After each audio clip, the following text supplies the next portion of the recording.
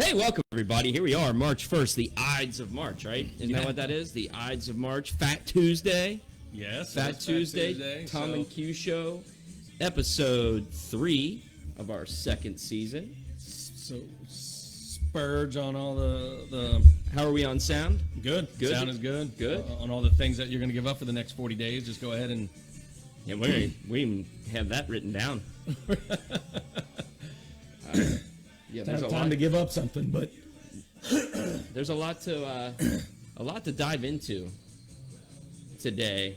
A lot going on in the world, but I digress. We'll get into that shortly. Special thanks to White Oak Productions' Tommy Watkins. I don't know if he's listening, but he is on a beautiful beach in Punta Cana, Dominican Republic, with a group Nice. of folks. So I hope you are enjoying. just family vacation, or what's he down there for? Not family, friends. Okay. Yeah. All right. Group, I think they have 8.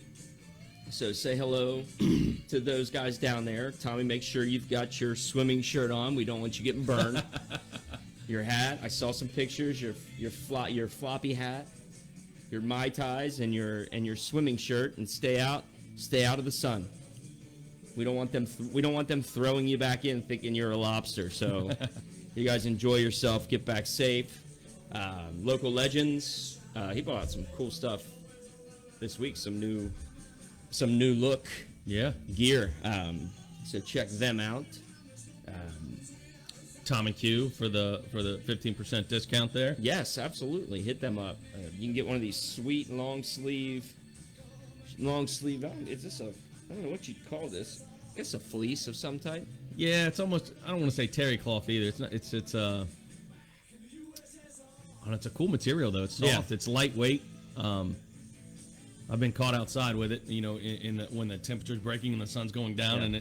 and it keeps you warm, and it's super lightweight as well. So it's Perfect for golf. Perfect for a day like today when it's 61 degrees outside here in lovely Cincinnati, Ohio.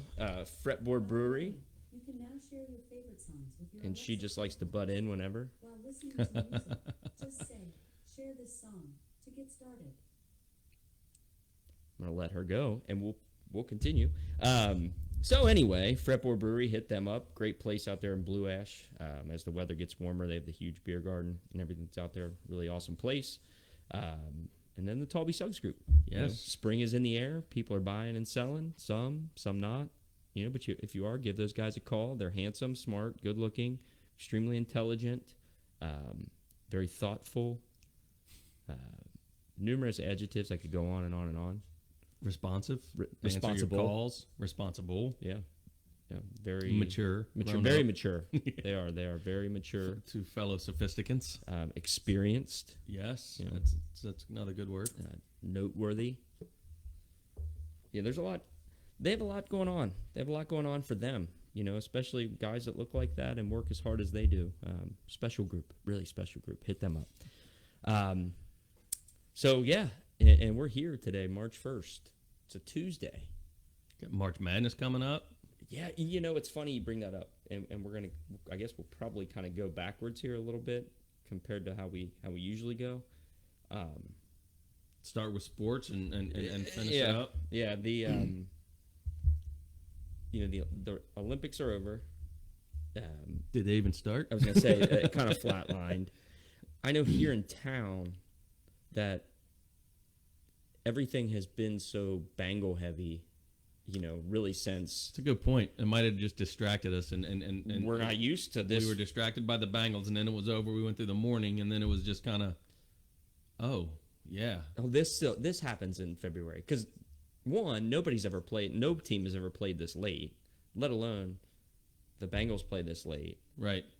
and usually we're already 4 or 5 weeks into Filling out brackets, selling brackets for fundraisers for the youth leagues and everything. we're doing free agency. We're looking at the draft, the combine, and usually there's really good college basketball around here. So it's like you're getting excited for those teams as they're getting ready to take on March Madness. And What a weird year in Cincinnati. it is because what a different perspective, man. I haven't thought about all that. I've been busy. Yeah. So I haven't had time to slow down. So I'm very unprepared for the show today, which is fantastic because you are very prepared for the show today. I don't know if I'm prepared, but we're just gonna roll with it.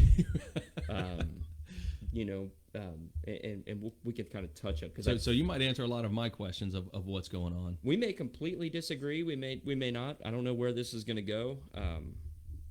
We'll get to that. But staying on the sports front here, you've got our timeline here in Cincinnati is just jacked up Yes, because we our are. biological clock. Yeah, it's like man, you pay so much attention to the great run that the Bengals made, and you have usually really good college basketball within whether it's just say a 2-hour radius, Yeah. from Cincinnati, Xavier, NKU, Kentucky, Kentucky, Indiana, Ohio State, even West Virginia, maybe a little bit further than that, but like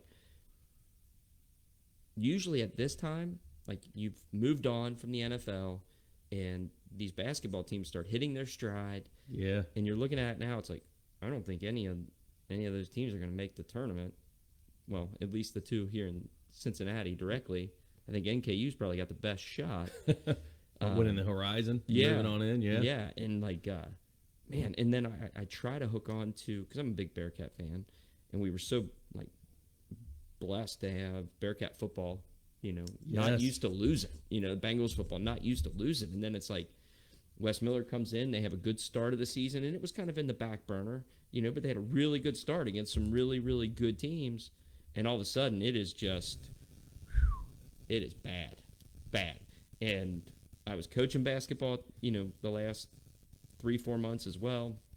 So with all that going on and the Bearcats being bad and Xavier kind of sliding, it's like, man, shoot, it's the 1st of March. I should be getting excited for March Madness. Instead, I'm like, okay, I'm going to have to start paying attention to basketball to see where my money's going to go. Right? It's like, who am I picking in the brackets? Who am I putting, who's going to cover? Who's going to do that? Who's going to do this? Because usually I pay so much attention to it that I've got a decent feel. Right. And nope, I'm going to be completely blind when it comes to brackets, when it comes to everything, because I really haven't paid a whole lot of attention. Yeah, it'll be neat to, how they have the TV ratings, like what market most watched. Like, the Cincinnati market was the most watched for the Super Bowl. Yeah. Obvious because we had a dog in the fight. But they do it like Survivor. They came exclusively here to Cincinnati because we had such a great following here. Right. And it's just to follow brackets. Like, Yeah. what city has the worst bracket? Yeah. It's going to be Cincinnati because we are so not distracted. hard part we is were so consumed and obsessed with our Bengals that we just forgot about Forgot- college basketball. yeah. And not only that, So thank you, Bearcat football. Yes. Thank you, Bengals. well, and usually at this point, you could turn on the radio and you'd catch. Actually, technically today, I should be sitting in Arizona you should. watching a Reds spring training game. Nope, they're locked out, so they're not even playing. So it's like this lull of like Cincinnati. We went from being super excited to all of a sudden like some of the higher ups were like, you know what, I think you guys need a break. Like, you've gotten a lot over the last few months. Like, you know what, we're gonna give you the month of March Yeah. off. And so it's like, man, there's just nothing. Right. And so so I'm not nearly as excited about March Madness as I usually am. I'm sure, I'll follow it. Reds, like, it's still waiting for them and that lockout to end. I guess they have a deadline today of like 5:00 Yeah. before they start canceling games. I saw a meme that said, "Baseball, hurry up and get started so football can get started." Yeah. And I thought of Nick Ayers and his. Now, I like baseball to start because I know it has to before football can start, and it's just like hurry up, baseball start so you can be over with and football can get here. The NFL's done such a good job that it never really ends. Yeah. Like their NFL Network, Like you got the combine starting this week. You've got free agency that's going to take place in the next draft 2 in weeks. April, it's the draft. You've got, they just cover everything. yeah. And I think it's neat, man, because baseball with their holdout, you would think they would just sit back and take note and do what the NFL does and go with, they've got their revenue sharing, which is great, but salary caps, keep this thing confined and keep everybody relevant in every major market, small market, because you get the interest, and then once you have the interest, so even when the Bengals were so bad for so long, we still had interest because we wanted to see what they were going to do. We wanted to see who they were going to draft. We wanted to see who was available in the combine. We just kept interest because even in a small market, it was there. In baseball, whatever. If you're listening, take note. I mean, they're doing something right, and it's not an accident that football is by far the most popular sport in this country. We talked about this last week, talking about football kind of being the event and baseball having 81 home games. It's less of an event than the 9 or 10 football games that you get at home, which I did buy season tickets, by the way, this past week. For the Bengals? Mm-hmm. I bought in. I'm all in. Now, there's several people that are with us. We've got a group of 8 going. It's like, man, now we need a way to get down there. So it's like, anybody have a bus? A Bengals bus? Like, cheap? Like, super cheap? Like, can we get down there? Because, like, $30, $40 to park, you've got 2 carloads go. That's $80. Yeah. It's like, I'd rather just buy the year-long parking pass and everybody go together. But anyway, that's all stuff that'll be hashed out over time. Here we are on a Tuesday, our second week of our new day. Fat Tuesday. New day, right? Fat Tuesday. I'm curious, both of us, we don't really know a whole lot about like ratings and like that type of stuff, when it comes to like specific stats. I hear you, Greg. I found that out. I talked to Mr. Watkins. I don't think we're very far from you guys either, so maybe that bus needs to be a little bit bigger. Yeah, for tailgating. Yeah. So we'll see how that works out. I'm excited for it. It's first time for me. Leaving the confines of watching it here has got me a little bit nervous, but excited. I haven't been to a game in quite a while.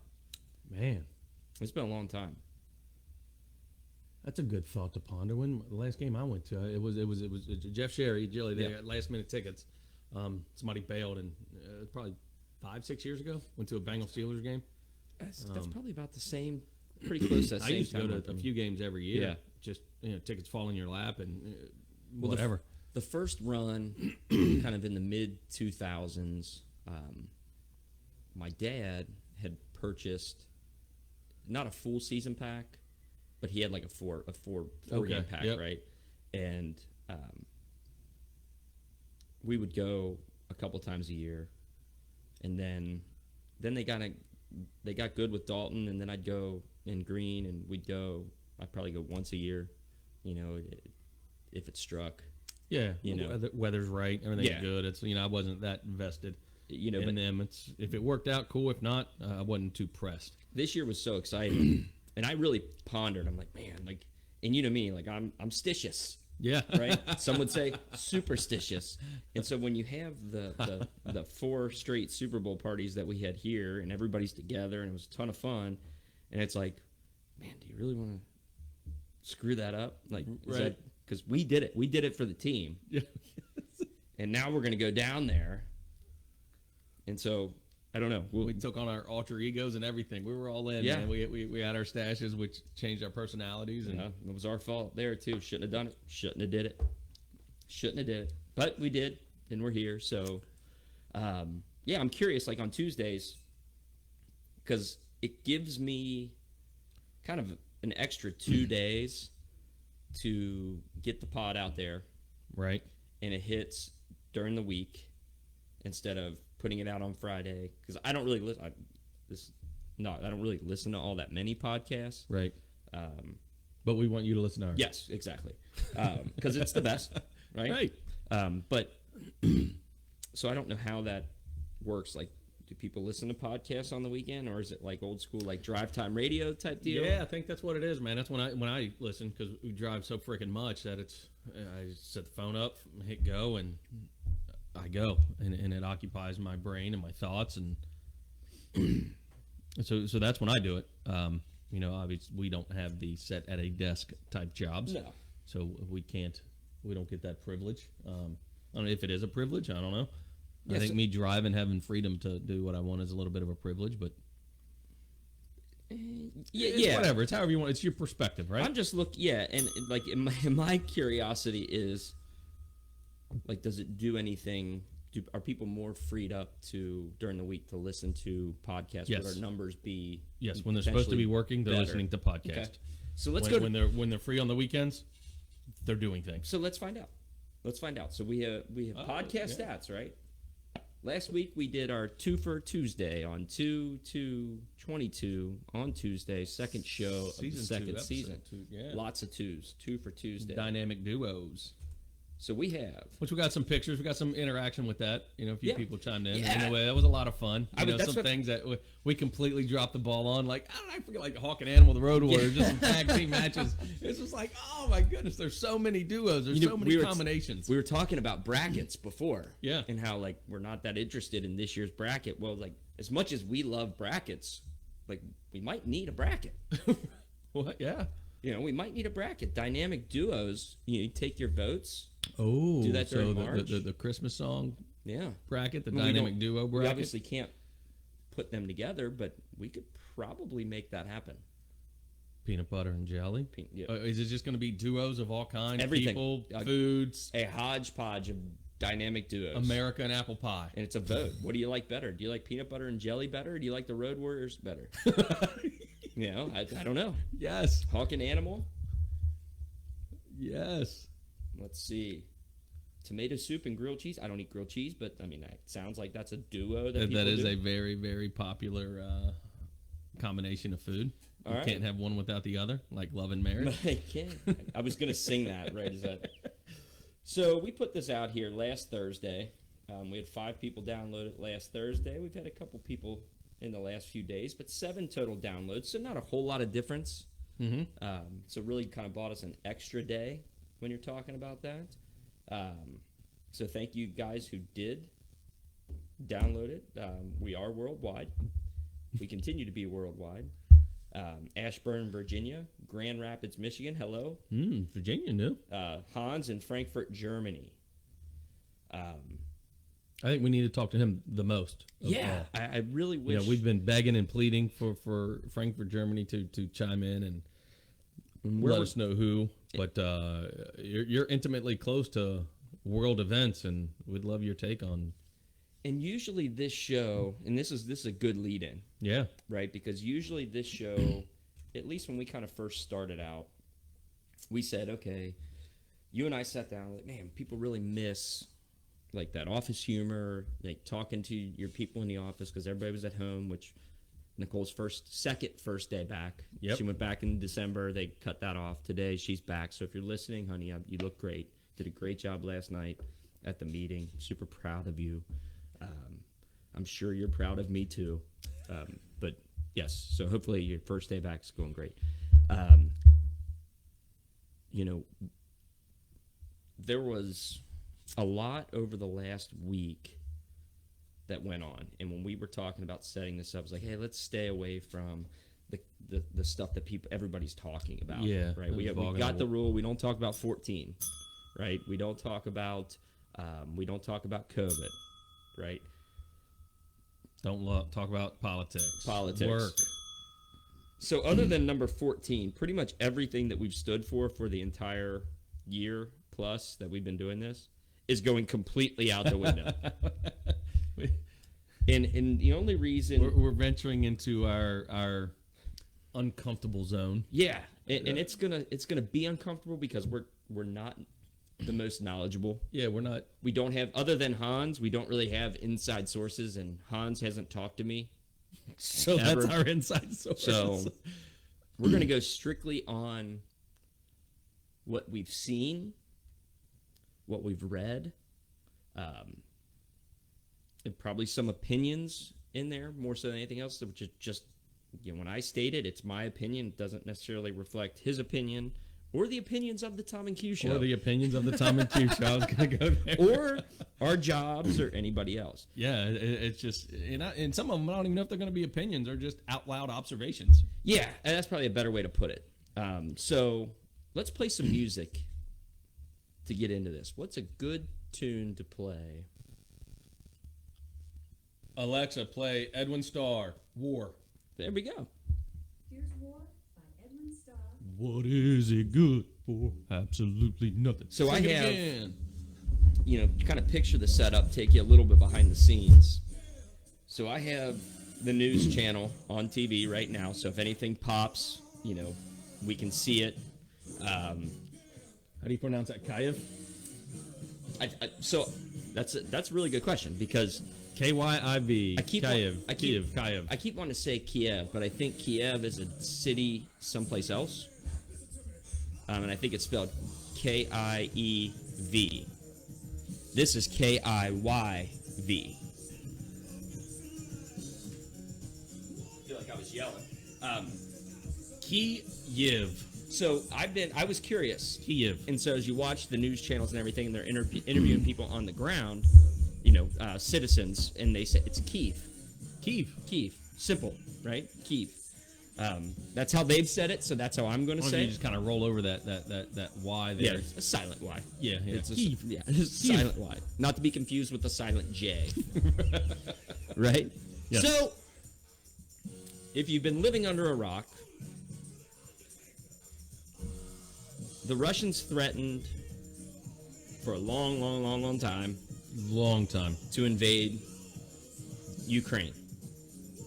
My dates might not be entirely great, but decades ago, the USSR, the Soviet Union, picture Dolph Lundgren versus Rocky, right? The communist Russia, the USSR, had this giant conglomerate of land. And when the Soviet Union broke up and became, I guess, the Russian Federation, Yep. Ukraine became its own. Several others throughout that area basically became their own Republic. countries. Yep. Yeah. It was a Russian republic. Yep. In all intents and purposes, Ukraine is a sovereign, free society. In 1991, they Okay, so became 1991. independent then. And so, So which is not old. So that's No. obviously in our lifetime we were middle school, high schoolers. No. in that pocket of time. So it's there's still when you look back over the history of time and through the 9th century, when there were wars going on of territory. So this is not just recent stuff. This has been going on for 1,000 years. yeah, and the stat came out. This is not a political stat. This is just what I saw. I want to say since George W. Bush, Russia has invaded somewhere. Bush was in. They Really? They invaded. Might have been Georgia. Obama was in. I could have these completely backwards. Obama was in. They invaded Crimea. Which is a big part of what this is going on. And I think they kind of called it like the land bridge, basically. Yes. And then when Trump was in office, no invasions. Now Biden's in office, they invade their biggest invasion so far, which is Ukraine, it's actually a huge country. Yes, 44 million. It is massive. And it's so if you don't look at all these maps and you don't hear people talk, you don't really get that background, because before this, like I was like, oh, Ukraine, like it's probably some small, geography. It's probably some small place that seems pretty and easy. it's not. No, it's giant. They are the two biggest, baddest dudes on the block. Yeah. And you just don't hear a lot about Ukraine for whatever reason, political purposes, whatever Right. people's agendas are or narratives are. You don't hear about it until now. Ukraine is significant and relevant and massive. Watching now. Mass walkouts as Russia speaks Foreign on human minister rights. So speak- that's it's like a giant boardroom where all your TV monitors are. Yeah. In Geneva. And they're just everybody's leaving it. So it's it's like something you see in a movie where they all sit down in the giant press rooms and everybody's leaving the entire building. Yeah, I've heard enough of this guy. Had enough, right? So so anyway, I guess it was this part kind of confused me. I couldn't really quite understand, I guess, what he was saying from a logistic sense, because there's two, I guess, provinces in Ukraine. I guess they're separatists. I'm assuming they're separatists from Ukraine and kind of basically resort back to Mother Russia. Yes. So he declared them, and I'm kind of talking through this, so you may clear up. Yeah, what yeah. I'm I saying. have a cliff notes of knowledge on this as well. So Vladimir Putin says that he basically recognized them as their own independent states. Yes. Is that correct? Yes. So you got eastern and western Ukraine. Okay. Which is it's very much divided. It's almost like North and South Korea. Yeah, it's probably a bad comparison, but when you think of division, think of completely different. In eastern Ukraine, it's Russia. Yeah, well, that's- for so, argument's sake, it's just a part of Russia. So if I'm looking at it that way, he declares them independent, and he says, and this is the way I'm interpreting it. He basically says, okay, they're independent. They have been, like you said, part of Russia. We're going to take them back. Yep. And so he invades those parts, takes them back, and everybody in the free world knew that wasn't going to be it. That was just his reason to say, okay, this is how I can go into Ukraine, Right. and we're just going to keep going, right? And I think, they invade. You're watching on TV. There's So yeah, to get eastern back, you have to leapfrog them to get to western Ukraine. Yeah. Because you don't want to invade what you want to take. And from my understanding, a massive part of that population kind of wants to go back. right. So they're in this idle state of yes, we're part of Ukraine, but we kind of like Russia. Yeah. We speak Russian. We're involved in their culture a lot of ways. So it's to leapfrog them to say, hey, let them go. And I don't know why Ukraine wouldn't just have them. They don't want to be here. I don't know that Right. piece. And so like I'm looking at that and I'm like, okay, there was I couldn't tell you where I heard this, but being a real estate agent, I've used it. If you're going to invest in anything, invest in land because God's not making any more of it. Right. So from a Ukrainian perspective, you have this land. You're already butting up against Russia. Yeah, So there's not like there's this security there. correct. So if you have this land, you have the ability to create whatever security that there is. Yep. Right? Like it's up to you. So they invade, they start moving west, they invade from the north, they invade from the south. I guess it's west, right? If you're looking at it. Yeah. That also confuses me. Like at what point does east become west and west become east? When you say We keep going around. yeah. And so they're moving in on several different cities. And there was one thing I heard that the city of Kharkiv, which is the second largest city in Ukraine, is actually Cincinnati's sister city. I saw that. So they are just getting bombarded. They're trying to move in on Kyiv, kind of constantly. And I think Putin's standpoint was like, this should be easy. We're Russia. Yeah. But like we said earlier, Ukraine is, it's the two biggest kids on the block. Right. And it's, Not just that. It's like we were talking about before we came on. It'd be like Ohio invading Indiana. as far as neighbors, yes. Neighbors, and not just that, but you gotta imagine. And Yes. it's I think true, Ohio would smoke Indiana, though.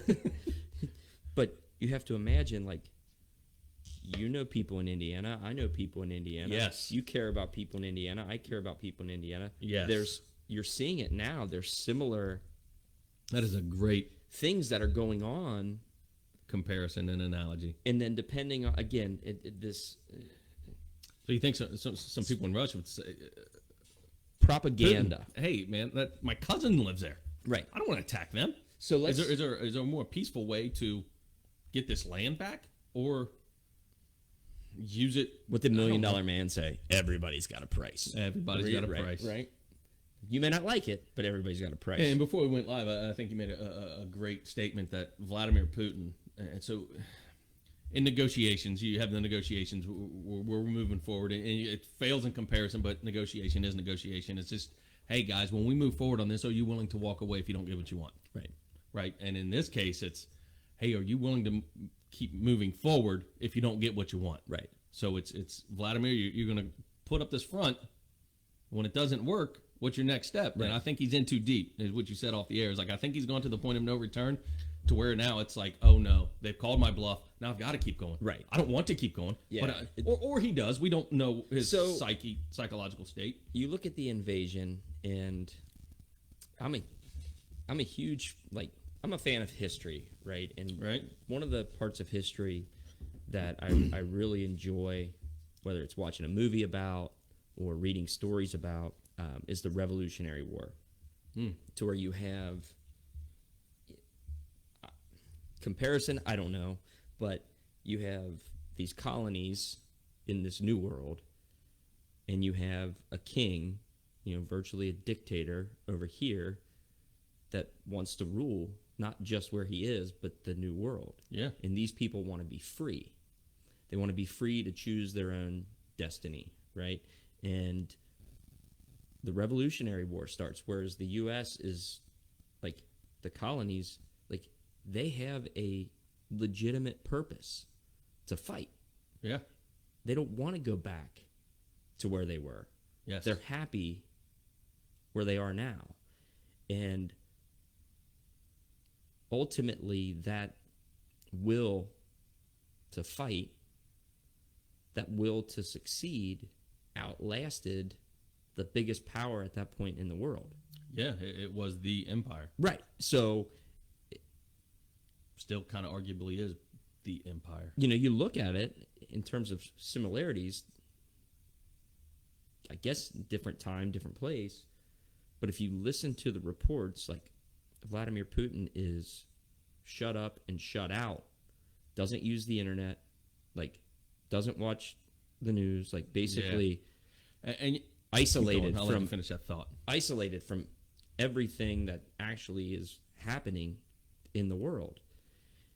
And so he gets this, again, this is all kind of my opinion based upon what I've heard, right? And he gets this, he doesn't know what he doesn't know, right? He just has his own viewpoint, his own perspective, his own opinion, but without any outside sources. In his head is he thinking, we're Mother Russia, I want this back, I'm going to go get it. Right. And now you've run into this resistance. Whereas, again, going back to our original perspective, we talked about Ukraine. Oh, it should be easy for Russia because they're this big bad, Yeah, and through the history of time, it's so they're so balanced. I think Russia is probably the more powerful of the two, but there has been power shift throughout the history of time where Ukraine was more powerful than Russia, and they fully relied on Ukraine, and I think that's where some of this animosity got in is they're on a teeter-totter, right, of power, and it's they're brothers, and they're just mad at each other right now. Well, or Russia's more mad at. well, you have this. And I don't even call it big brother, little brother. I mean, they're. But is it more of a? I mean, it's more of a power struggle, right, than anything else. But on the flip side, you have these guys that, from what the propaganda. Before I go into that, let's talk about just kind of propaganda. Yeah. You can watch all the news that you want to watch here in the U.S. You're going to get a narrative. It seems to be a popular word these days, right? Yes. You're going to get a narrative based upon just that. Yes. Watching from a different country, a different place, you're going to get a different narrative, more than likely. 1,000,000% correct. So in going back and looking at, and this is not anti-American or anything like that, I'm just looking at it as if you're playing a board game, for lack of a better way of saying it. My understanding was Putin was afraid that the Ukraine would join NATO. Yes. If he would have joined NATO, that would have aligned Ukraine with the West, which we know the West and the East Coast, West Coast, right? Yes. Tupac and Biggie, they never Yes. never seem to see things the same way. Right. So part of me understands where he was coming from in saying, I don't want you to join NATO because now you're bringing the West into our cultures and correct. our way of living and our civilizations. And, Yes. and it's going to be, in fact, so there's so many thoughts. Well, if man, you so go many back to things the that go- Cold War, right, and you have Yeah. this Cold War mentality of the U.S. is saying Russia is bad, Russia is saying the U.S. is bad, and you're going to give the U.S. Rights ultimately to step onto Russia's front porch. I could see how Yeah. Russia goes, you know what, that's probably not a good idea. Yeah, that's a good way to look at it from Russia's standpoint. Is hold on, that brings so where everybody's concerned, where Russia's on Ukraine's front doorstep, Russia's saying, hey, wait a second, we don't want the Western world on our front doorstep. Right. Like, just back off. Yeah. So no, it's not happening. So I understand his perspective on Yep. that. However, to me, being as level-headed as I can be, that seems like something. If that was truly the case, I feel like there are negotiations, there are talks, there are things that could have been done around that to prevent an invasion, to prevent a war. Right. So in his mind, he is protecting the way of life for his people. Correct. That's it. That's, and I think that's okay. That thought, I think Yep. that's okay. But I think there was another way around it, which clearly he has blown, pardon the pun, he has blown past that. Yes.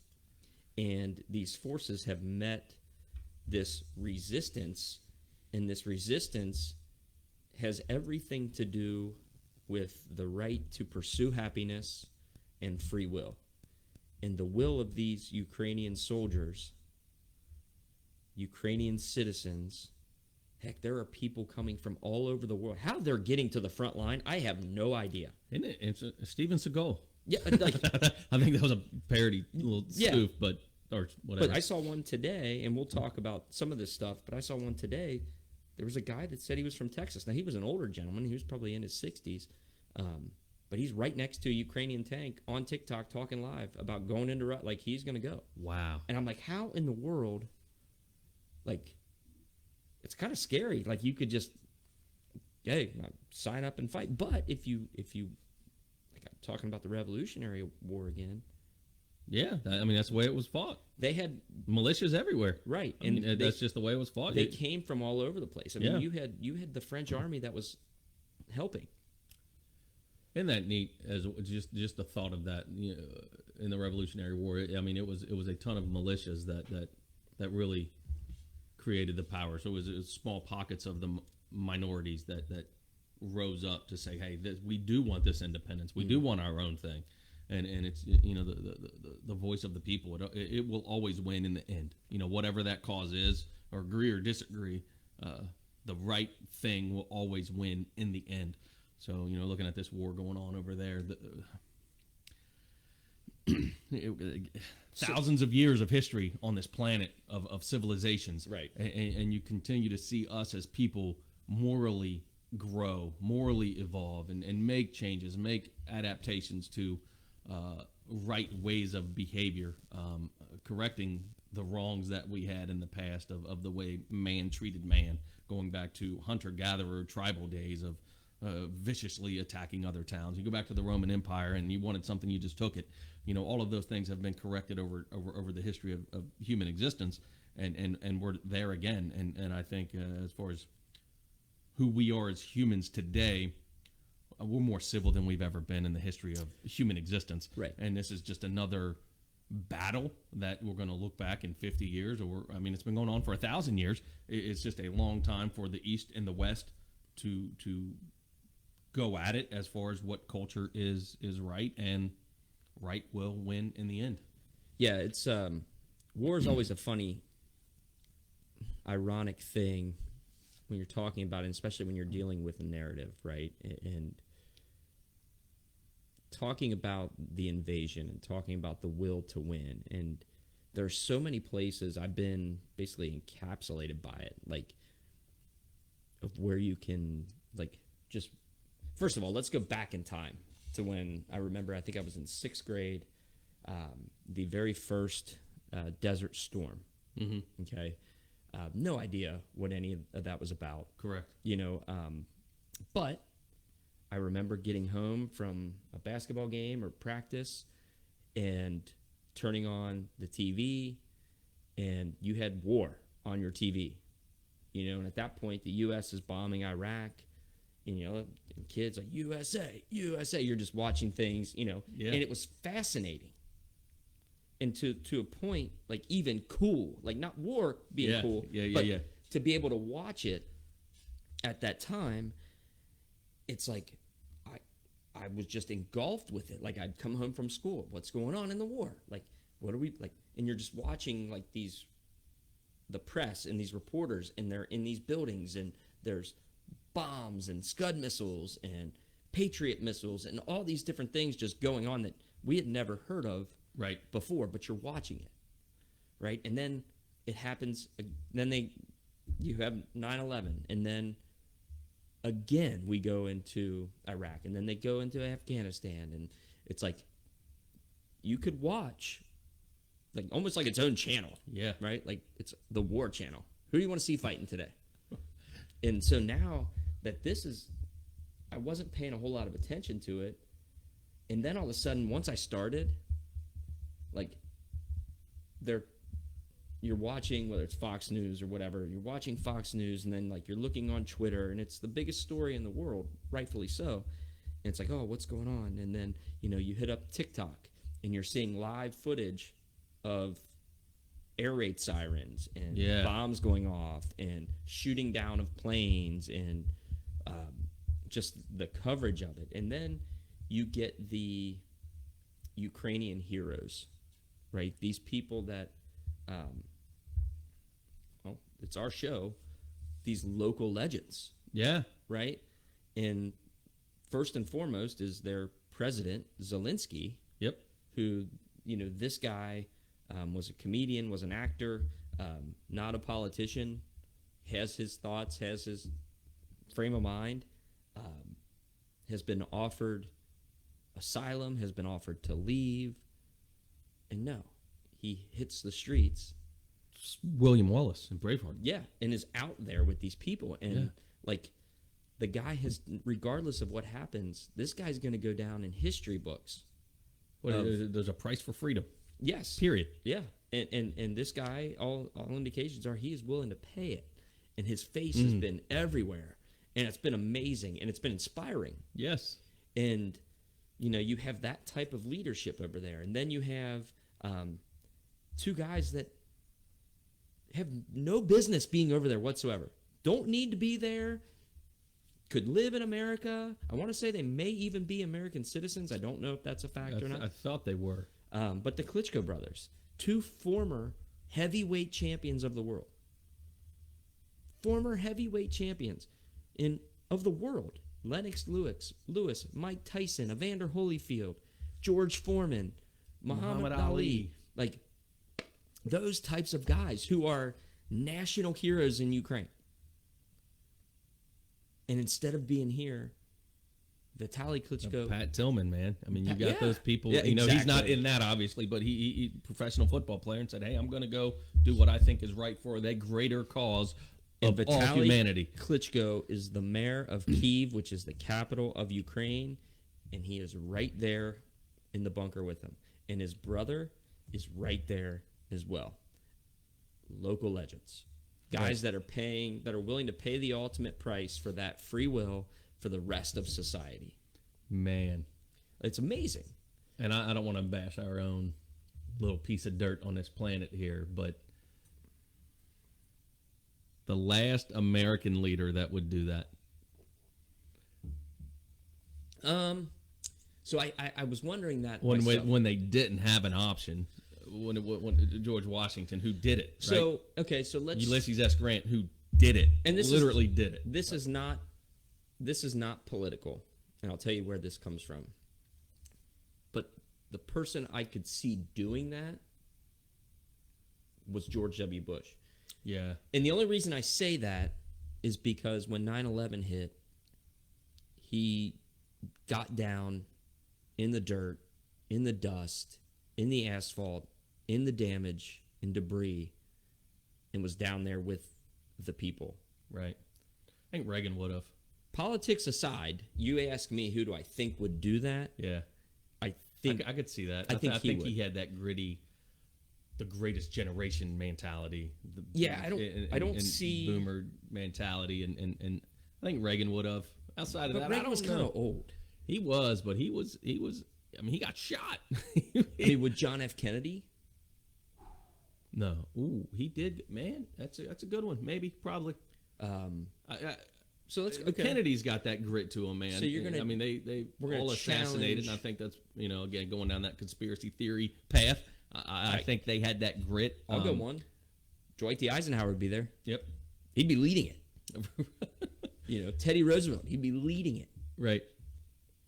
Maybe Kennedy. I don't know enough about the time or necessarily the man. He had his back problem, but he did fight.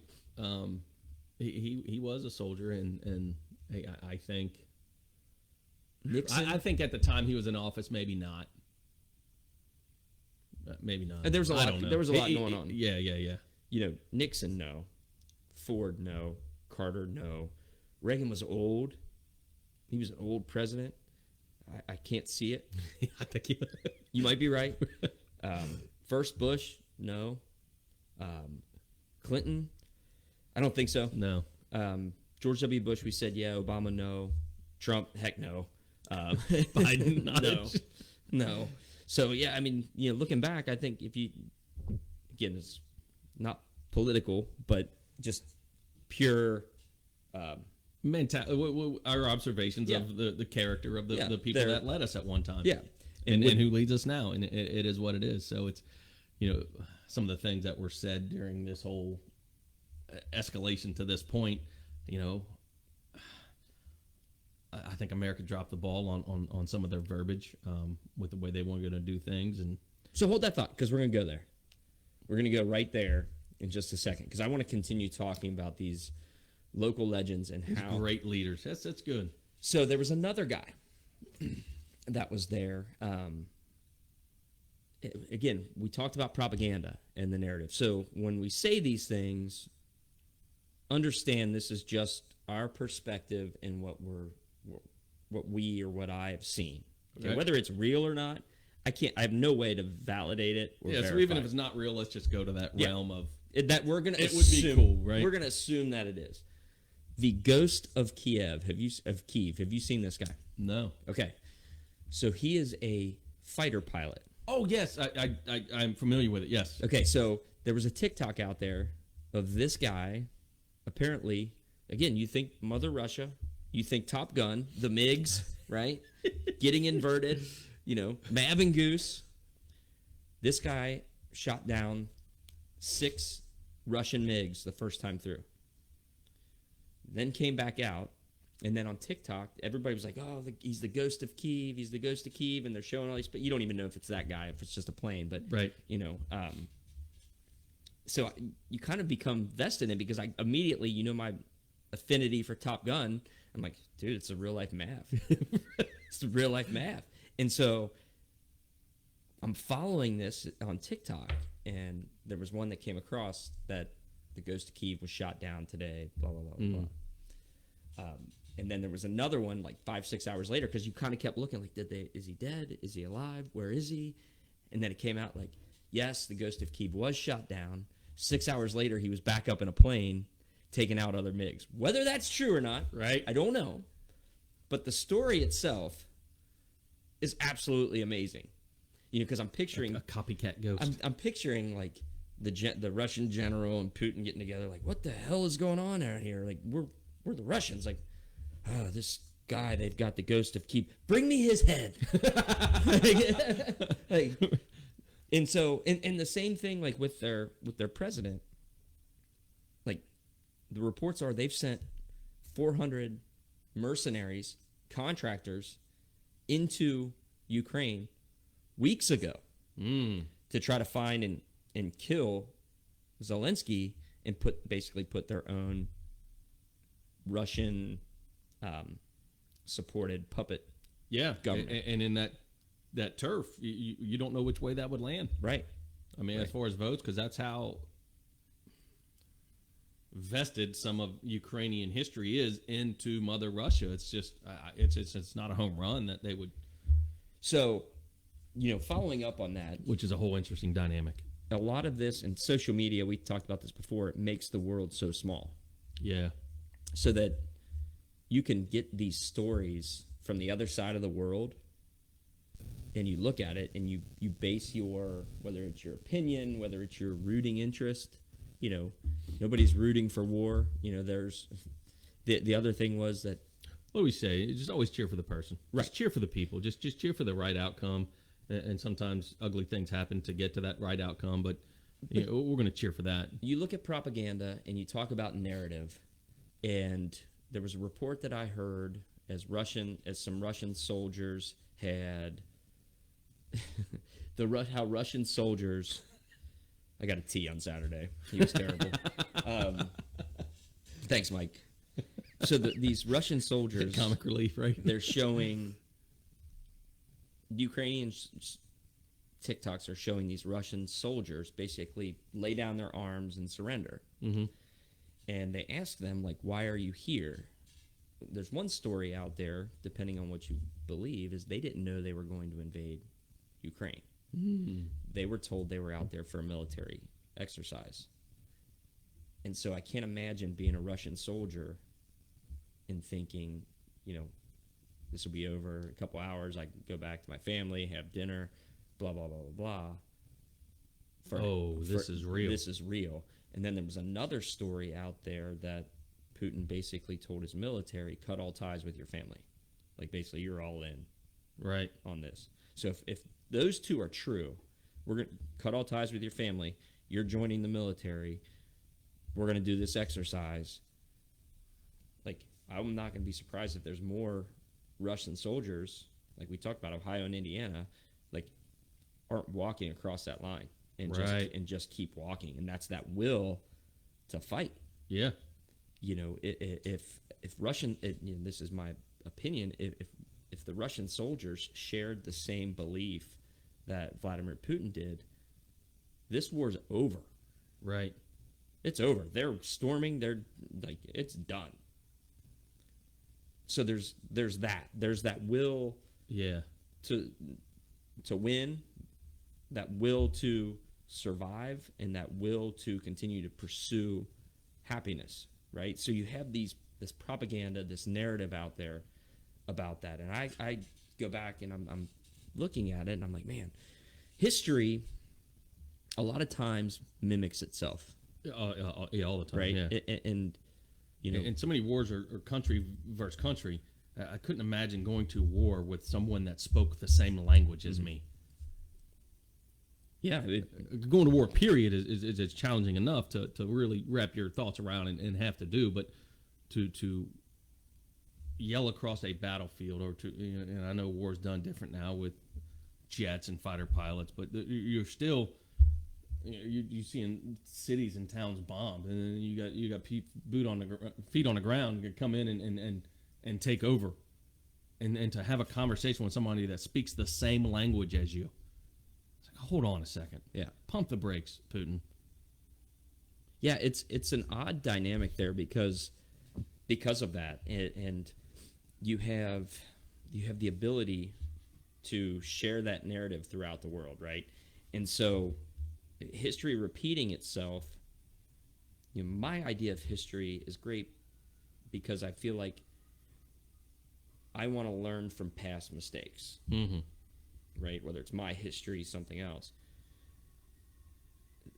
This, to me, seems eerily similar to the beginning of World War II when Hitler invaded Poland. Mm-hmm. For whatever reason, I don't have that necessarily in front of me to talk in great detail about it. But I started thinking, and you're talking about our leadership in the U.S. and the allies of, the NATO alliance, right? Which is the Western world. And I want to ask, like, I'd love to go back in time and ask those particular leaders, Winston Churchill, FDR, and say, if you had the ability to stop Hitler before he got into Poland, would you have done it? Yeah. And so, looking I think they answered unanimously, but yes. right. So, like, nobody's ever. I would love to hear the leaders, Biden. I don't really know the other. Boris World Johnson, leaders, yeah.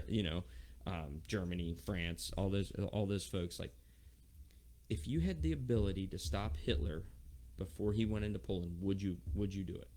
And if the answer is yes, then what are we doing right now? I know there's repercussions to that. Yeah. I get that, and it's war, and it's not friendly. But if you truly believe, and Biden has been on the record of stating he wants to reinstitute Mother Russia, the USSR. You're on the record. You said that the other day.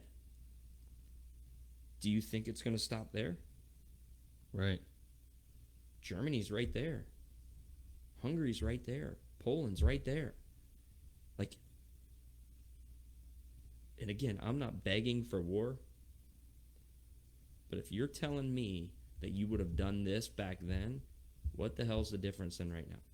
Yeah, it's a good observation. It's a good And I don't know how history similar lesson. those are, right. but in my head, this novice, that's kind of what I'm thinking. Like, and Yeah, but every empire has started with boldness of I want this little extra piece of land, and then as confidence builds, you continue to move, right? You press.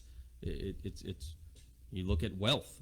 Somebody gets successful in life, and they become so driven on their status in life or whatever it is. So and I'm obviously scaling this down to a much lesser scale of just the human heart and greed that we have. And when you have power, and if you're the two biggest kids on the block, which I've said multiple times, and you take out the other big kid, now you're a really big kid. right. And so that's where I was kind of going with this next. So you got a lot of momentum there, and it's just So talking about the alliances, and right now it really doesn't seem from our narrative, from our perspective, that Russia has a whole lot of alliances. yeah. Okay. 'Cause they want to preserve a way of life, and if Russia takes over Ukraine, then they look around to the rest of Europe and just say, hey, I think all of Europe should preserve this way of life. Mm-hmm.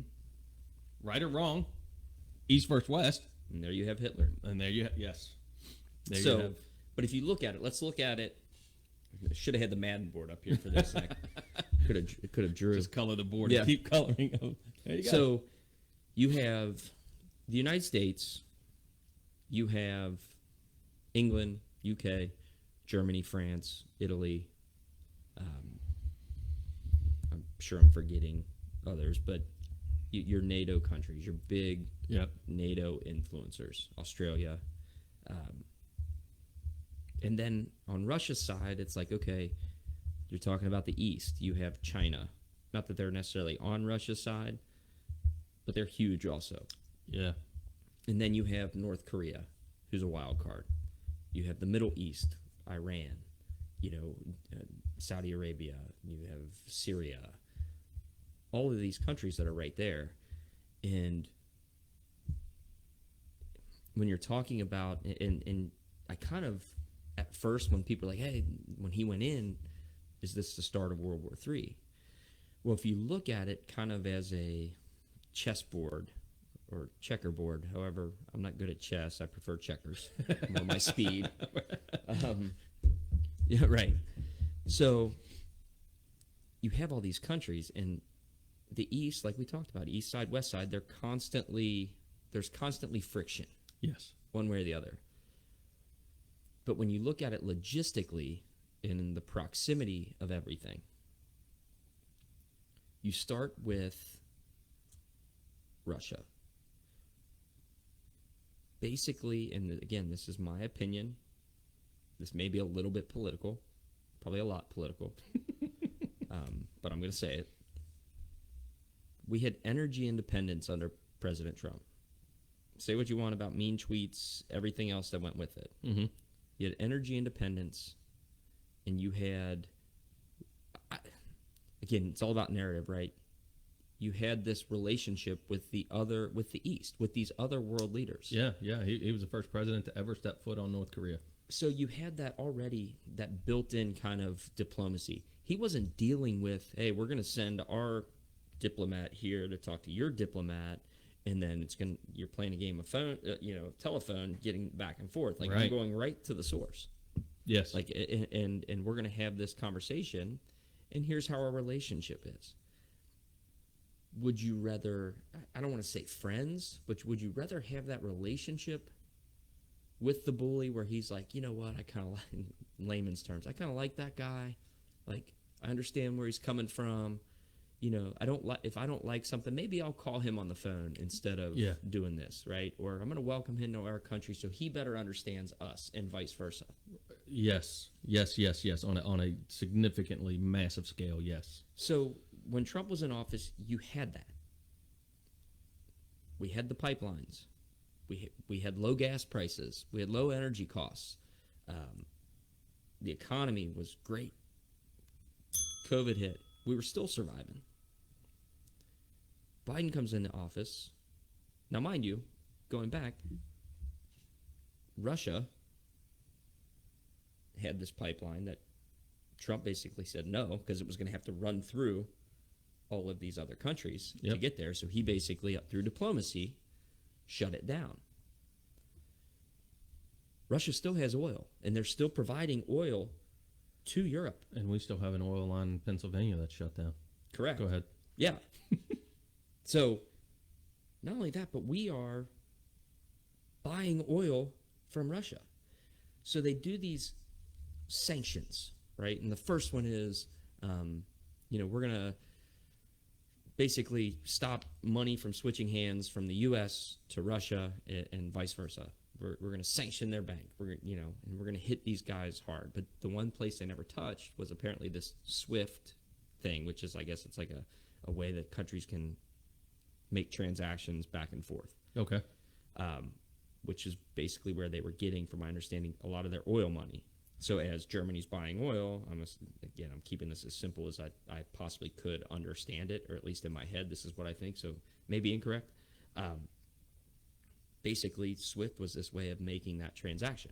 I buy a barrel of oil, it's $100. I'm going to send you $100 through SWIFT, right? It goes directly to Russia. Venmo. Whatever. Yeah. Yep.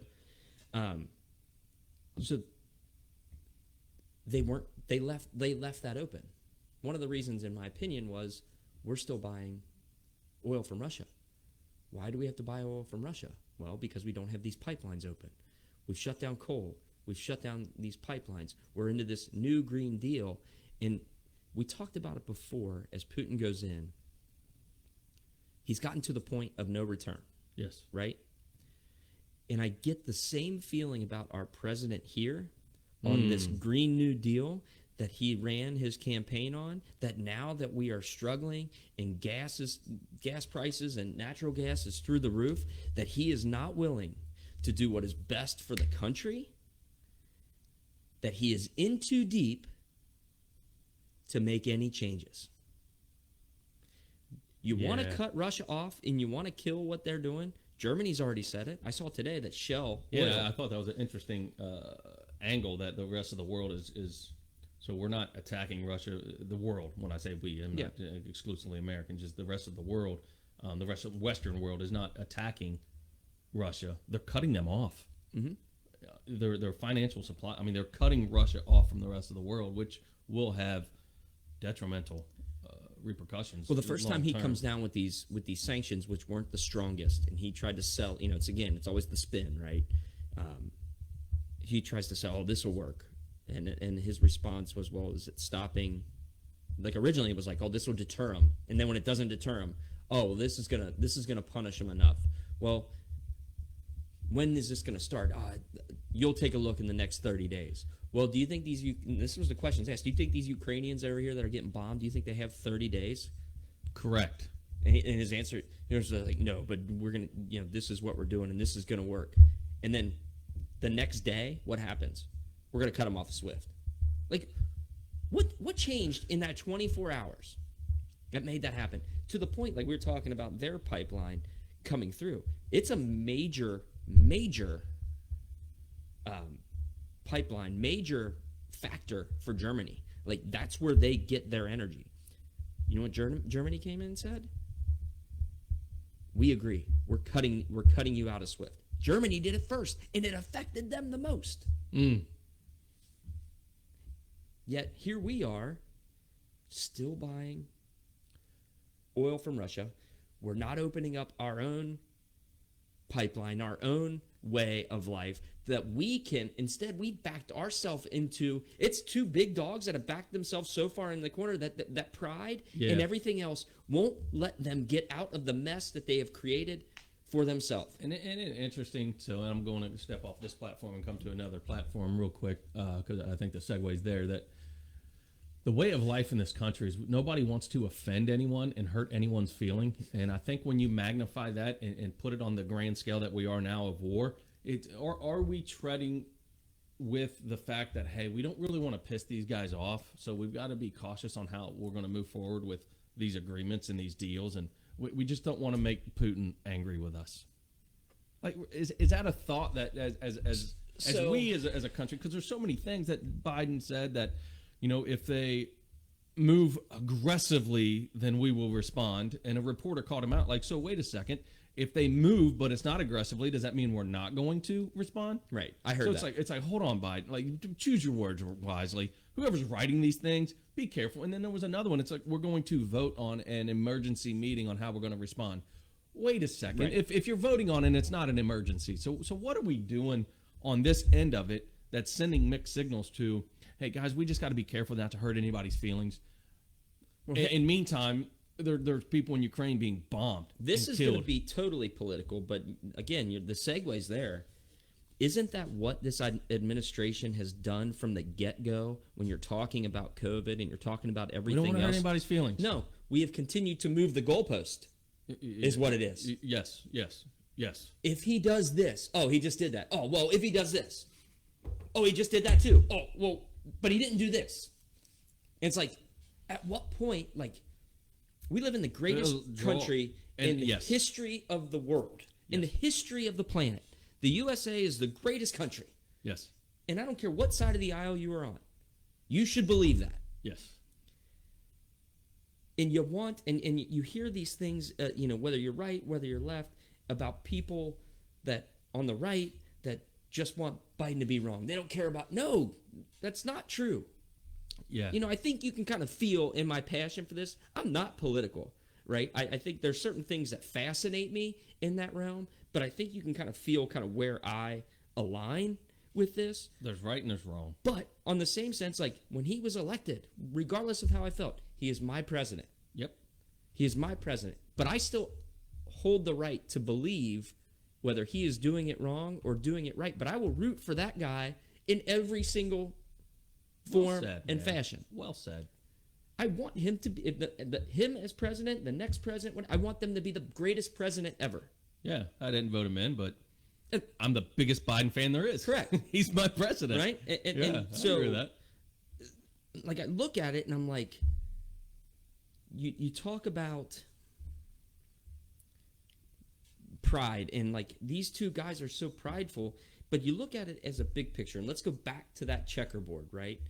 And again, depending on some of this may be conspiracy theories or whatever. I mean, TikTok's fascinating with your conspiracy theories that are out there. Yeah. You know, there's funny stuff that's out there. I've become a huge fan of TikTok, just in general. But it's TikTok University, man. If you look and read and do some research and you go back to that checkerboard, I forget who I was talking to.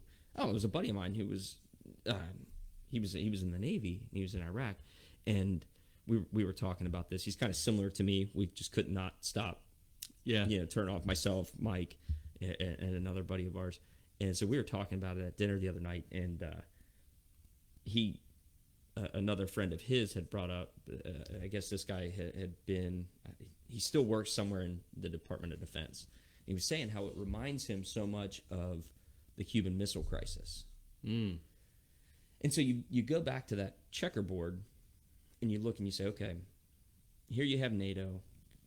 but on our side of the country, the Western Hemisphere, you have Cuba, communist country. Mm-hmm.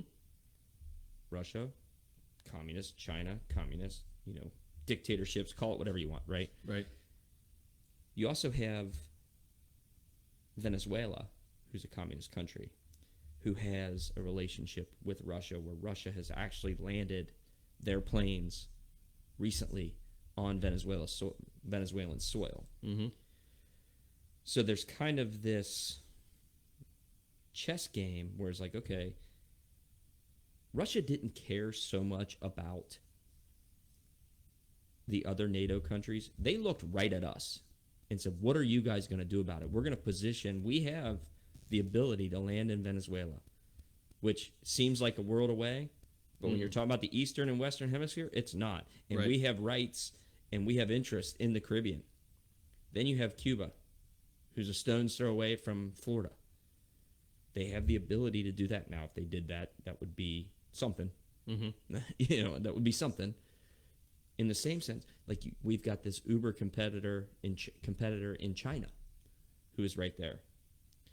So I look at it, and even Iran and North Korea to lesser extents, but they're wild cards. You just never know, Yeah. what's going to happen. And so you look at that chessboard and how these pieces have maneuvered, and we've got bases all over the world. Yep. We have the ability to strike certain places. I don't know if anymore. I think Putin has backed himself in such a corner that the U.S., I don't think they're afraid of what Putin and Russia would do, because you're seeing demonstrations in the streets of Russia. And I heard if you get arrested for that, you face up to 20 years in jail for protesting. Yeah, and I was going to touch base on that. It just when you say we're the greatest country in human history, the freedom that we have, and I it's tough to have that word, but we have more freedom to do things. And when you look at those communist countries, their freedom, it's got a ceiling, and it's not a glass ceiling; it's a solid ceiling to where you can have freedoms up to a point.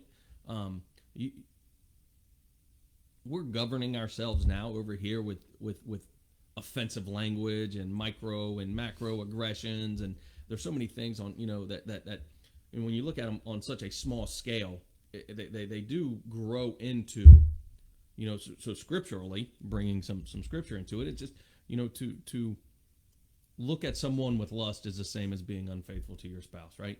To look at someone in anger is the same as murder. So when we look at these small scale microaggressions, and then you look at the rest of the Eastern world that puts themselves in position. So it's to overlook these small behaviors and to not offend someone or to not hurt someone's feelings. It's like, be careful what road you want to go down when you're defending right and wrong, because it does magnify into strategic positioning, and it does magnify to what you said as, if you take any aggressive actions, we're going to counter. Well, it wasn't really aggressive, so we're going to let you move in and take that little piece of Ukraine. Or, now we're going to land in Venezuela. And it's like, oh, well, okay, you haven't done anything. You just landed there. And there's these constant negotiations, and it goes back to the Urban Meyer situation. Yeah. It's micro, it's small, but we have to very much pay attention to human behavior of a girl dancing up to him, and he did not cut her off.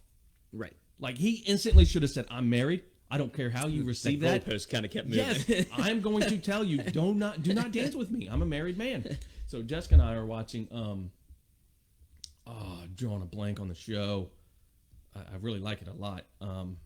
It'll come to me, but there's a scene. Guys laying in bed. The Gilded Age on HBO. Okay. Fantastic. Good. I've not seen it, but I'm interested. Guys laying in bed. Girl lays down with him. She's the Really interested the maid, and she makes a move on him, and I love my wife. And he told her, where you did not factor into this situation is I love my wife. Right. You made an advance on me, and you didn't factor in my side of the story. And there's so much of that going on into the world with Putin trying to do things. I'm trying to take over this. Well, I didn't factor in how much these people, your small militias, your people that are standing up for the country, it's like, whoa, I did not take into consideration that there is pride in country over there. Oh, man. I did not factor in that they do have backing. it's going a little bit different. And then it's where pride kicks in. Well, I'm to the point of no return now. Yeah. Just keep pressing.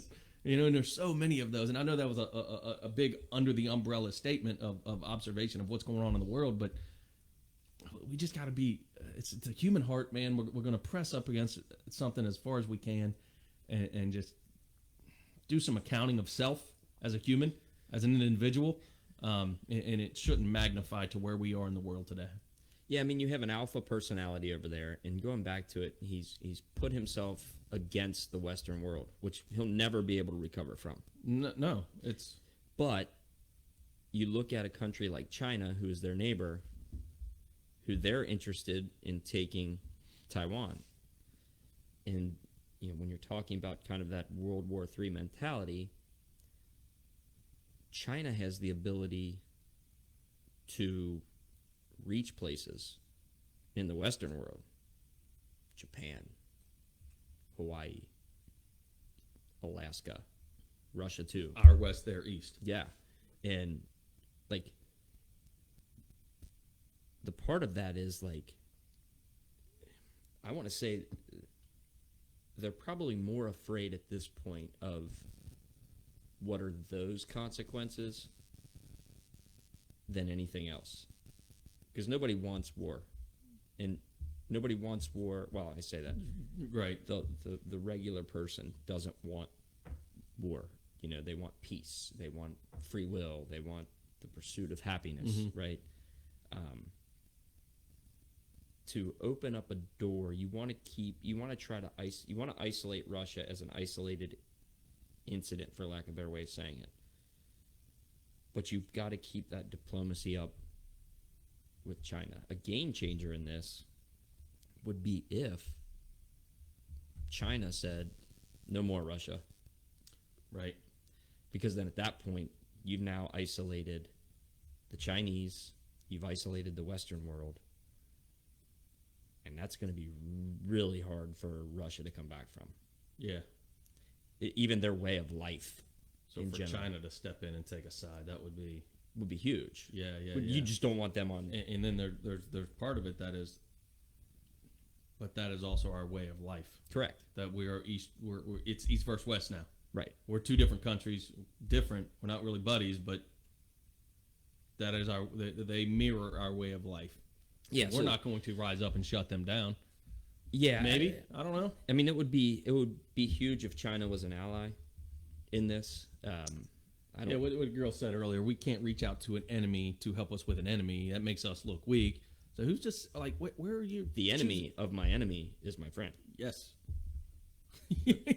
Yes, I didn't really agree with her. I'm like, hold on, there's more moving parts than just plainly putting it that. I think everybody's got an interest in this. When you're talking about countries, everybody's got an interest. Yeah. And everybody's kind of seeing, mainly the U.S., how are you going to let this play out? And going back to, I firmly believe if we were still energy independent, I don't think any of this happens. I think that opened a door of Putin thinking, they need me, and they need our oil. And I did hear... So they're going to keep funding us. Yeah. And we'll keep moving. Yeah, we'll just move on. They need me. Because this is why. I think there's part of that there. I do think there's also part of the land there. I think there's part of a bigger... And Germany said, we don't need you. Correct. We're cutting you off. Which is huge. Because Germany's big too. Yeah. And so... they've lived through it. These folks over there have lived through that. You don't think they want to go? They don't want to go through that again. Yeah, and I think we forget that in perspective that we're 240 years old, 245 years old as a country. They're thousands and thousands of years old as civilizations and battles and wars and territorial fights. And I mean, it's been going on. It's just a way of living. Like to set in a history class over there versus here. Now it's night and day. So for Germany to step in and play that part, it's like, well. So, and going back to the whole NATO idea as this kind of pops up on the screen, Biden said it. He said, when you join NATO, you have this treaty to help each other and protect each other and each other's interests, right? And had Ukraine been able to join NATO, you would have seen that would have basically given them, hey, they're in this treaty. You're attacking Ukraine. You're attacking Germany, France, Yeah. UK, US, everybody else. We're coming. Yeah. Whereas NATO's kind of backed off in terms of like they're giving support, but they're not bringing, at least as far as we know, troops on the ground, right? Yeah. So I saw that pop across that Ukraine filed an application to join the EU, which is basically joining the Alliance of Europe. Yep. I wonder if that does that change that? That's not a hypothetical question. That's an actual question. Does that change? It's not NATO, but does that change how the European Union, their countries, does that change how they view this now? Yeah, that is an interesting. And that's just kind of breaking. Dynamic news. seems to be the word of the day too, right? It's an interesting dynamic with the European Union saying, "Hey, join, but you also have to join NATO. Like you're all in or you're not. Right. We got your back, but you're all in or you're not." But they wouldn't take him into NATO. Right. And I think that a lot of that was because of this stuff that's going on right now. They didn't want to escalate that any. Don't want to pick up the burden. Yeah.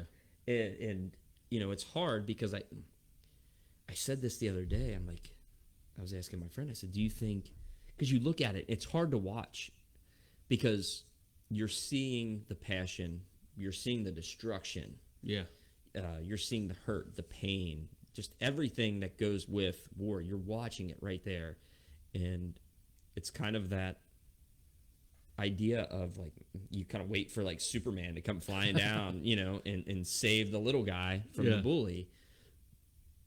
And it's like, you're like, man, being an American, you know, my first thing in my head, I'm like, I'm watching all these Russian convoys come in. I'm like, they seem like pretty easy targets. Can't we just go in there, take them all out, and get out? Right. You know, real quick. Yeah. What happened to drone strikes? Right? You know, it's like, can we do that? And it's like, well, then it's like, it is their fight, and the other side is like, it's so pain. You want to help them because you're watching it. It's in front of you, and you get these feelings, right? Of you know, it's kind of that. It's a human being. Yeah, it's that sympathy.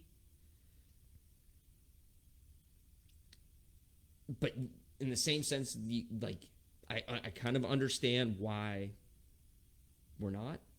But on the flip side, I'm like, you're kind of rooting for like, but then you don't want to put American lives at risk, Right. doing that. So it's like, dang it, it's one of the. You're kind of stuck. It's like, oh, I want the U.S. to go in and Yeah, and I like the strategy. It says the highlight right now is West tightens economic stranglehold on Putin. So I think that's probably nobody's putting then open more lives out there. We just need to.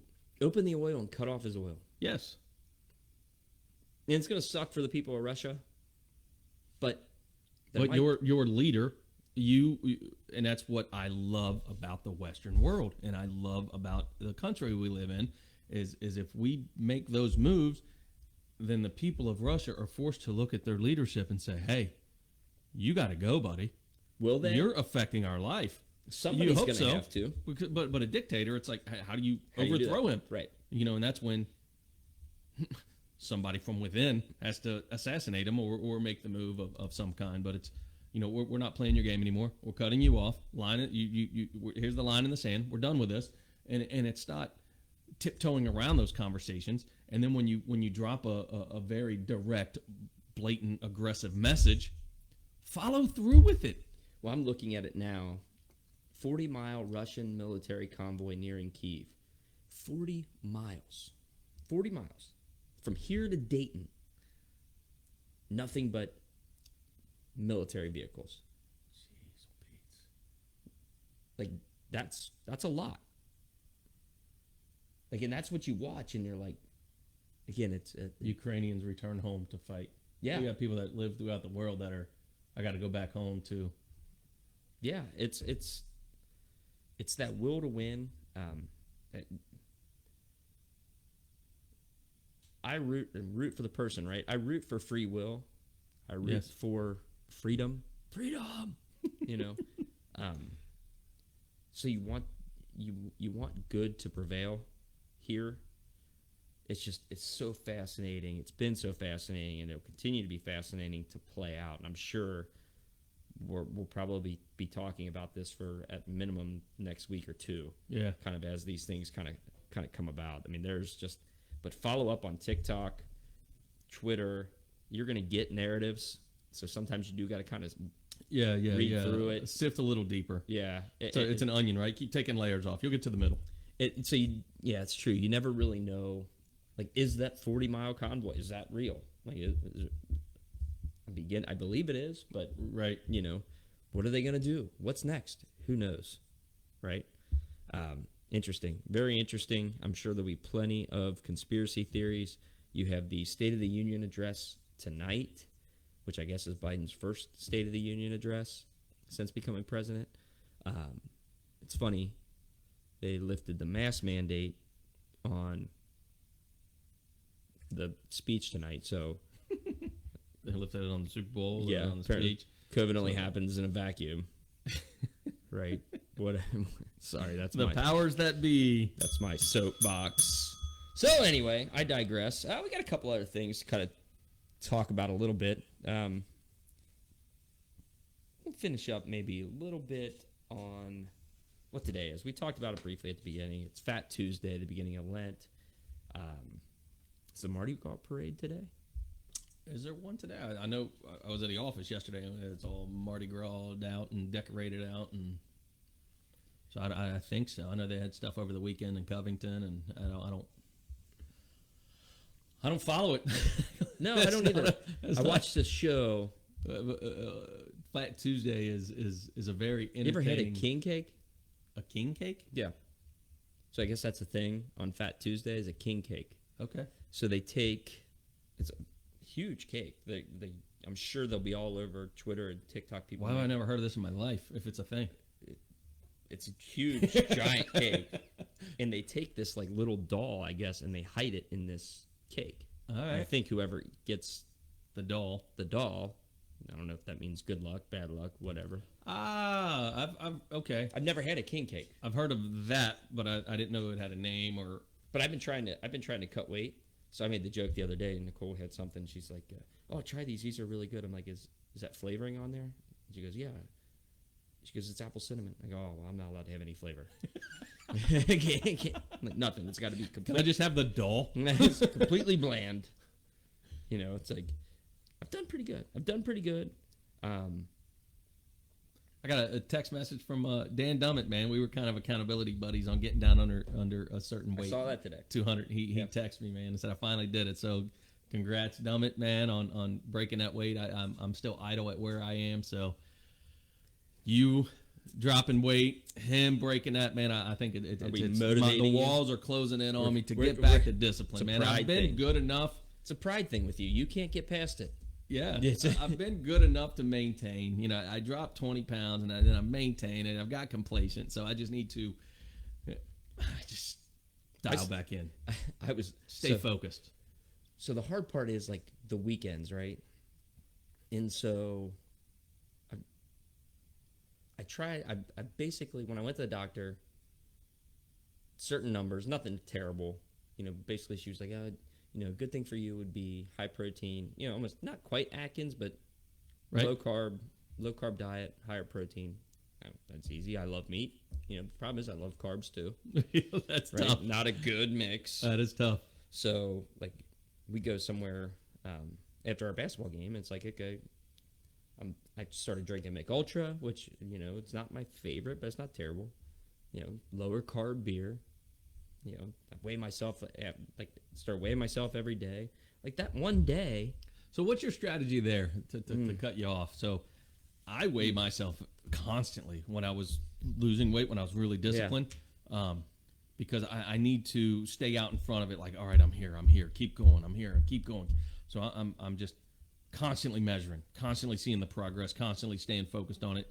And it seems like the more complacent I got, I weighed myself less. And then you hear other people say, hey, weigh yourself once a week. Weigh yourself, twice a week. Don't weigh yourself often because it gets you discouraged. The weighing myself consistently kept me motivated. Right. Weighing myself less got me complacent. So Okay, so I'll give you some insight on what I do. Because I was one of those, like, I'm just going to weigh myself on a Tuesday. Well, then it got to the point, like, we had all these Bengal playoff parties, and we got all this food, and I'm like, I don't want to be discouraged. Let's put it off till Wednesday. We're going to work really hard on Monday and Tuesday, Yeah. and we'll find out how we did on Wednesday. And, like, I felt like, man, it might have even been after the Super Bowl. I was like, I did pretty good. Got on the scale. I was like, I gained 5 pounds. I'm like, what the heck? Yeah. I was doing good. Like, I was, I started at 205. Like, I got down to, like, 191. And I got on the scales, like, 196. I'm like, man, all right. What I found is I love data. I don't necessarily know how to read it entirely, but I love data. Yeah. So there's an app. It's the MyFitness app, right? Yep. And you have the ability to put in darn near anything. We looked it up the one day. Like, you could scan barcodes on the majority of stuff, and it'll tell you What like, it is. one Yep. serving, and it'll put it in your file. And then there's a nutrition button on there. And you click that nutrition button, and like you can do it, set it for a day, you could set it for a week, and you can see like, okay, whoa, sodium's really high. And it's like, hey, here's a trend. Sodium's really high, or protein's low, or fiber's low, or all these things. It's like, okay, well, it's okay. So let's try to increase or decrease these certain things to get it to where it's you're right on. or Right. You're in your close. wheelhouse. Yeah. And so I started doing that, and I was like, you know what? I'm also, because of how the weeks and days go, like, I'm also going to weigh myself every day because I want to know that day that I messed up. Or I did really good. Yes. So it's that data collection of like, okay, well, I know I went to Crossroads. I know I had a couple beers, and I had a chicken quesadilla and a couple fries. Yeah. Like, I didn't house anything. It kept me. Then the next day, I got on this 5 pounds. Like, literally in one day. I'm like, what in the world? Yeah. So I weigh myself in the morning and at night now. So I don't And do it's- twice a day. Yeah, because the morning time is to keep because I like my weight in the morning time because that's when you weigh the least. Yeah. The least. Yeah. And it's like, all right, this is what I'm going to maintain. And if it's I put on 1 or 2 pounds that day, it's like, okay, I'm still within my wheelhouse. I didn't have a bad day. So Jessica tells me just go do it in the mornings. Quit weighing yourself twice a day. I'm like, So I do mine in the morning, and like today, Nicole's in there getting ready for work. I jumped on. It's like I was down 2.5 pounds from yesterday. I'm like, yes. yeah. She kind of laughed at me, but what I love trying stuff. I love data. Laugh at me. I'm to the point of no return. Yeah, I'm all in on this. So another thing, like, I'll work out, and I used to, like, when I had the time or when I have time, I would usually like get on the treadmill for like 30, 45 minutes, then I'd work out. My thought was I'm getting my heart rate up, so when I work out, I'm burning through. And Yep. then did a little research and actually had it backwards, at least for my type of body type. Okay. Because I do have a lot of carbs, that first 20 minutes of whatever it is I'm doing, it's just ripping through the carbs in my bloodstream. So you're like, I'm wasting it on the cardio because Okay. I'm not really burning through it. I'm not really burning the fat. I'm just burning the carbs out of my system. Yes. So I switched it to where now I'll work out, and then after, because I've already ripped through the carbs that are in my bloodstream, after working out for 45 minutes to an hour, if I have the time, I'll jump on the treadmill and walk for 30 to 45 minutes. So now all the carbs and everything are gone, and I should just be burning through fat at that point. Right. I mean, it's nothing stressful. It's just really walking. It's just constantly, just be like Yeah. walking the neighborhood, Yep. right? And then intermittent fasting is Well, that's what I was doing before, not on purpose, yeah. but that was just my way of life. So I've started eating breakfast, something not huge. Like, it could be a banana, it could be yogurt, it could be a protein shake. I even I counted out. This is like, I get anal about these things. It's a hot button. Yeah. Like, I'll look at the serving size because I plug it into that thing, and I would eat almonds, right? 28 almonds is one serving. So I'm over there like counting out 28. Like, pop 28 in. That'll do. And we'll see. But I agree with you. But I think the reason that we both said, okay, I'm going to weigh myself is just that data collection. Yeah. Like, I want to be able to justify why my weight went up. And then I also want to justify why my weight went down. And if I'm trying to lose weight, okay, guess what? I'm going to do that again. Yes. Or I'm going to try to do that again. Correct. But when you're having football parties and you're going to sports, and then it's like, hey, you're out. It's like, hey, let's go to lunch. It's like pretty much like Saturday, Sundays get thrown out the window. It's like I don't even bother. Like I try mentally. Yep. But I don't even bother like really plugging the stuff in. But until then, I will. It works. Try it. Yes. So now that I've backed you into your Putin corner, I'm all in. I'm Pride- back in. I'm back on. pride is Tom, the only thanks, thing man. stopping you. Yes, I'm back in it, and Girl Scout cookies are in. Jessica just got the Samoas, which That's- is my favorite, and just there's so many things. The whole going to the Bengals, just the playoff parties, So the last Super week- Bowl parties. It was You talked about Girl Scout. So last week, Nicole got basically backed into her Putin corner at Kroger's by the Girl Scouts. is that a new thing? The Putin Yeah, it corner? is. We're backed into the Putin corner. Backed in. It's one and no We return. write that down. We're gonna write that down. That's gonna be a new phrase. Maybe that might even be the title of the show. It's Napoleon syndrome. The Putin Yeah. corner. So she's out there. She comes home. She's like, "Yeah, I felt bad. It was cold outside, and they're selling Girl Scout cookies, and we're both trying to do." It's cold outside. These Thin Mints yeah. warm it up. And she brought some home, and it was like a brownie cookie. Right? Oh, that is a new one this year. And so she's like, "I thought this would be good. You should try it." And I kind of said the same thing. Does it have flavor? Like, no, I can't. And like she basically was like, like the wedding cake in my face, like feeding me. I'm like, yeah, you're right. That is pretty good. Like, can't have any more. I'm like, now Don't that I've stand on the scale while you're eating it. Dang it. I haven't got to that point yet. But I would never rule that out. Just carry one with you ever sitting in, we're out to lunch. I'm just standing. Currently, right now, 190. Yeah. When I'm done, 197. Son of a... Stay away from the quesadilla. I'm putting on weight looking at it. All right, man. We've had it. We have absolutely had it. It's been a great show. We got open our minds up a little bit, talk about some stuff we usually don't talk about. Just kind of, I don't want to say it's been weighing on me, but it has been weighing on me, some of this stuff. And you came in and I've just been encapsulated and engulfed with it. Mm-hmm. Again, those are my opinions, my viewpoints, based on stuff that I saw, whether it was true or not. Just giving you kind of a layperson's, from my standpoint, opinion.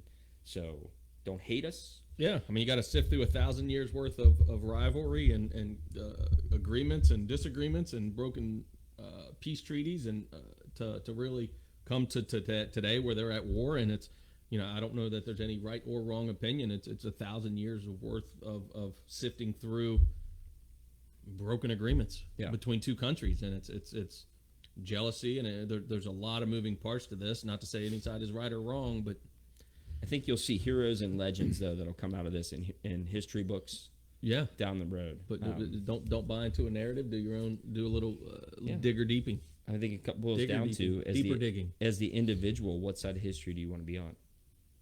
Plain and simple. What side of history do you want to be on? Yep. And those folks in the Ukraine are taking it into their own hands because it's their will. And I think their will to win is remarkable. Whether they win or not, I don't know. It's going to be a tough fight from all indications. I feel for them. And I'm rooting for free will. I'm rooting for freedom. Yes. Right? So whatever it takes, get after it. I'll probably watch a little bit of the State of the Union speech tonight.